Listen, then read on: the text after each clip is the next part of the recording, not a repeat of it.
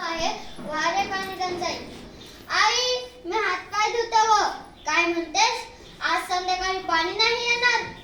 अगं पण आई, या भरलेल्या पाण्यावरून आज पाणी टंचाई आहे असं मला अजिबात वाटत नाही. अगं आई, आपण घरात तीनच माणसं, तू, मी आणि बाबा. आणि केवढं का पाणी भरलंस? काय म्हणतेस? गप्प बस. बरं बाई, बसतो मी गप्प.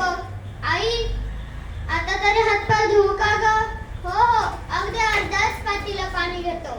कळतंय ना मला की आज पाणी टंचाई आहे ते.